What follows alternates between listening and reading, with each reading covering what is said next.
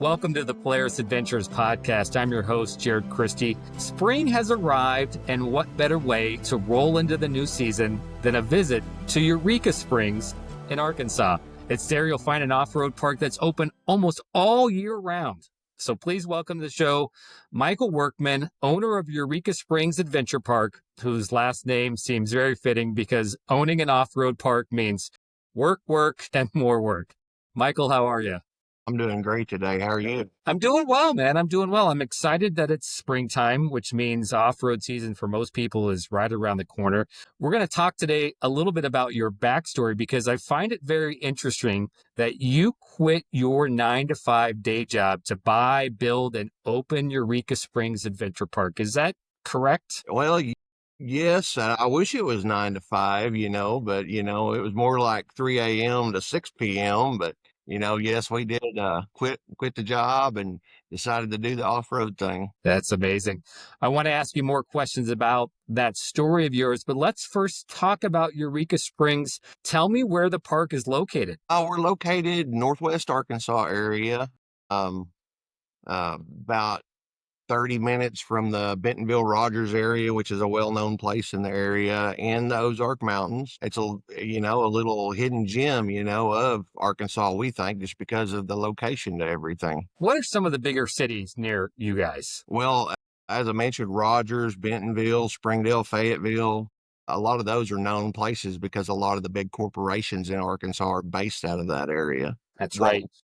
Stuff like that. You guys are close to a bunch of different states. You must get people from all over that part of the country to visit you. We do. The 4-state area, they really come into us quite a bit. But I mean, we've had people from South Africa. We've had them from everywhere in Europe. They've been to us from all over. Do they come because the Ozark Mountains, or do they come because of the adventure park? Well, I would like to say the adventure park, but I think a lot of them are drawn in by the local businesses and the amenities available to big groups and stuff. Now that we know where you guys are at and where the people come from, let's dig in and talk about the park. How big is it? What's the riding like? Give me all the fun facts. Well, the park is a privately owned 150 acres. We have over 50 miles of rated trails. We've got them rated from easy, like almost like a dirt road, to extreme, which you would look up or look down the trail and think, people are not sane if they're doing these kind of trails type stuff out here. So there's a little bit of something for everybody. We also offer year-round camping. We have a campground here on site that has full hookup campsites. We have an amphitheater where we host concerts, anywhere from local bands up to, I think we've had steel drivers. We've had a ton of bands out here, host fireworks shows, weddings. I mean, we do all kinds out here. Sounds like a fun place. What are some of the interesting things you'll find in the park or on the trail? Well, we have a hidden Sasquatch out on the park. The Sasquatch statue, and we tell everybody, if you find the statue, take a picture with it and post it on social media. We give out free T-shirts. We have caves on the park where you can stop when it's 100 degrees outside. It's 50 in the cave, so you can go hang out in the cave. It's pretty fun in there. We have bluff overlooks, bluffs all over the park, wet weather creek beds. When you get to walk in our creek beds and stuff, you find I found basketball-sized chunks of crystals and stuff like that have been washed down from somewhere. I haven't found where they've come from yet, but plus a ton of wildlife. We have turkeys, deer, bobcats, foxes, all that kind of stuff you see while you're just out driving around. I haven't seen any bears, but I've had people tell me there's bears around. I did not know about the caves. That's pretty cool. Yeah. They're natural formed caves.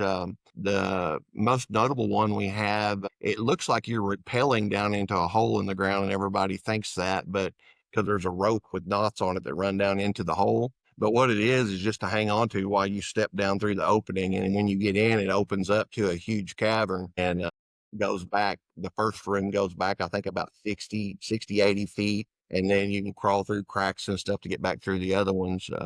There's a lot of other smaller caves up in the bluffs and stuff. I haven't been here 6 going on 7 years, and I still haven't gone through all the bluffs to see what all there is to find out there. Super cool stuff. And that's really cool because it's not something you see or find in a lot of places, I would imagine. Well, I haven't been to any other off-road parks per se. I've been through a lot of trail systems that are government owned and stuff, and I haven't run across it out on any of the trail systems I've been through. So, I mean, I think it's unique. For sure. Now, you mentioned you guys have camping and RV sites and food trucks for events. And of course, you can either bring your own machine or rent one, right? Yeah. Yeah, we have everything from golf carts to rock bouncers show up out here. People bringing in their own stuff, side by sides, four wheelers, dirt bikes. We also offer the Polaris rentals. I think right now we have the Generals and the Expeditions, which are the Expeditions are the enclosed units with heaters and air conditioners, which a lot of people like, and also offer the slingshots for the on road stuff. That's right. Now, what are a couple things I need to know or should know if I come to Eureka Springs Adventure Park?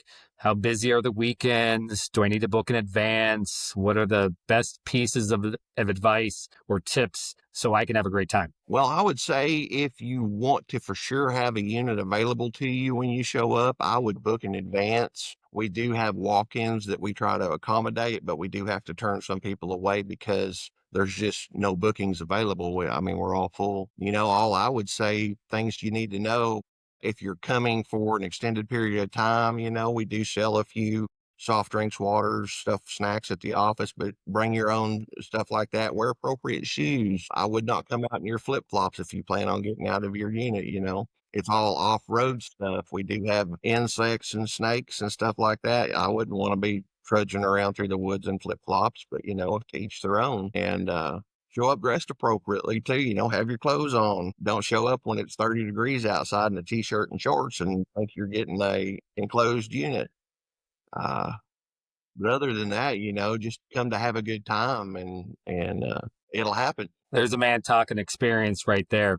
So now let's go back to the day you showed up at the park, if you can call it a park back then. Tell me what happened and why you decided to purchase the place, because the park was not operating as a business until you guys kind of took it over. Yeah, the park was actually built in 2000. And was later purchased by the previous owner in 2010. It hadn't really run much as a business since it was built. The previous owner kind of used it as a background playground. He has another business and he wasn't really invested in running it as ones. We were just in Eureka for the weekend, staying in a cabin out overlooking the river, and was looking for something to do and run across the property, and actually found someone here, and they let us go out on the property. We really couldn't ride all the trails because unless you had a rig with 44-inch tires or bigger, you wasn't really doing much out here. And I mentioned to my better half that, this would be an awesome thing to do, is own an off-road park, and it seemed like the stars aligned and everything come together. And it wasn't 30 days later, we were signing papers on an off-road park. Man, that's crazy. What made you guys think you can do this or that you wanted to do this? Because at that time, you and your wife both had full-time jobs. Yeah, we both had full-time jobs, and it was just, I don't know, things aligned. We felt like if we lose everything by investing it all right now, we're young enough, we can start again.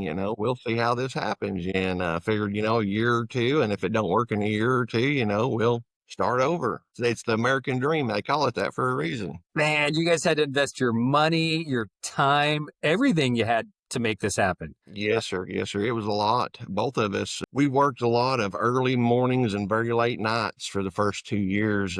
The property wasn't really usable as a business when we bought it. The road system coming into the park, the campsites, they had all deteriorated. The property was covered, and it was 2 years, I would say almost 2 years straight, of cleaning up trash and trying to get everything back to a usable condition. And at some point, Trish stopped working and come to manage the park full time, and it became too much for her, and I had to stop working. And then we both just jumped in and thought, cross your fingers, let's see if this is going to work. Did your friends and family think you were crazy? How close did they come to an intervention? Yeah, I'm sure a lot of them thought we needed an intervention. They really didn't understand how we could quit something we had invested a lot of time and jobs and stuff into, and just we're the first people in our family to do anything like this. So we just kind of jumped off the ledge and say, here we go. But, we've had a lot of help from our family too. And I don't think we could have made it as far as we have without some specific help from our family. Now that it's been a handful of years since you made that decision, I imagine you've learned a ton, but it's been worth it. Oh, yes. Yes, I never knew how many hats you would have to wear to own an off-road park, but I've been everything from a landscaper to a IT man. I've done electrical, plumbing, heavy equipment operating. It's been a lot. If you have some free time, I've got some projects around my house, Michael, that could use a little help. Yeah, that's funny you mentioned that because I do have family members that are like, hey, if you got some time. I was like, I don't ever have time. Not, don't even ask. I quit a job that I worked too much to find a job that I enjoy doing and work way too much. Well, good for you. We've covered a lot of the off-road parts of the park, but people can also leave the park on a slingshot. Tell me about that. Where can they go? You guys are located in the Ozark Mountains. There must be a few curvy roads around those parts, I imagine. There's even a place called the Pig Trail. Yes, sir. Yes, sir. The Pig Trail is well known. It's rated in the top 10 in the United States as a motorcycle route. I don't know exactly why they call it the Pig Trail. I'm assuming it's got to do with all of the wild hogs plus the Arkansas Razorbacks. I'm sure there's some kind of history in there somewhere, but it is full of switchbacks, curves, bluffs. I mean, it is a really scenic, beautiful drive. That's not the only route in Arkansas. I mean, for the bikes, I mean, there is a plethora of routes that we have mapped out, mileages, places to stop. You can drive in your RV, do the off-roading, jump in a slingshot, run to town. They have a lot of eateries uptown, different craft stores, stuff like that. Eureka Springs also has just about a parade every weekend. It almost seems like they have car shows. Some of the more eventful things they have in October, they have what they call zombie crawl, where the whole town dresses up like a zombie. They have do all their rigs up, looks like a zombie apocalypse almost. But I mean, throughout the year, they do St. Patrick's Day, and I think Mardi Gras might be this weekend. It gets a little wild, but everybody has a good time. That's right. I hear Eureka Springs is the oldest city in Arkansas, and they have over 100 Victorian homes. That sounds like a cool place. Oldest city in Arkansas without a stoplight, too. No kidding. Yep, no stoplights in town, which is either a good or a bad thing, because then you're at the behest of other people, whether you're able to get out sometimes, and but the local law enforcement, they do get out and help flag traffic for people sometimes because during all the car shows, the bike rallies, all that kind of stuff, it gets kind of congested, but we still get around. Summer sounds pretty hopping there. Yeah, there is always something to do. I mean, they have ghost tours out at the local cemetery. We have a haunted hotel here in town.